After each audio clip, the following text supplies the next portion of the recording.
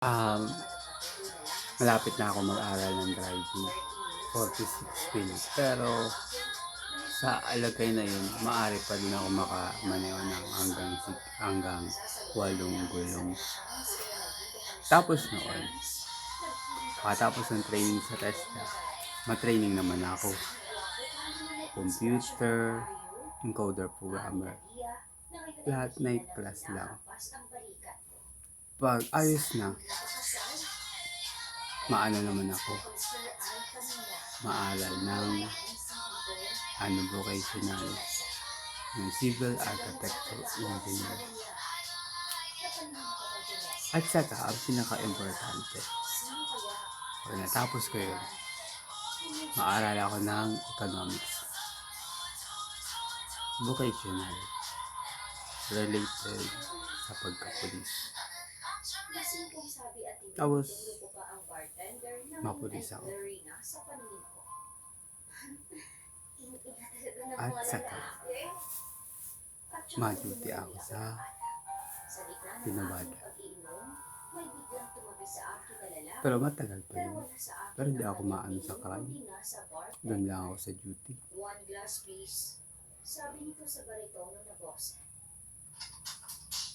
Yun. Right away, sir. Sagot agad ng bartender. Nililitan ko siya ng mata at nananagay At saka, lahat yung may class kukunin ko kasi natrabaho diba ako pag umaga.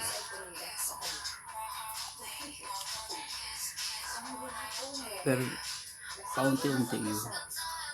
Umaabutin ng economics, ayos. Pero kung hindi, okay lang. Dahil 36 na ako ngayon. Pero aabutin ko yun. At saka, dadating na panahon, matinda ako ng balot. Madala lang ako ng 10. Matinda ako sa Kamalig. Tapos, taho. Pag linggo lang, pag open work sa trabaho ko. Pag linggo lang yun. Tapos, mapundar, mabili ng gitara pagkatapos ng trabaho. Maneho ng jeep.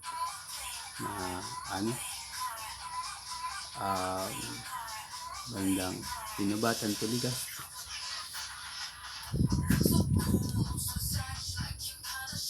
Kasi kailangan ko yun.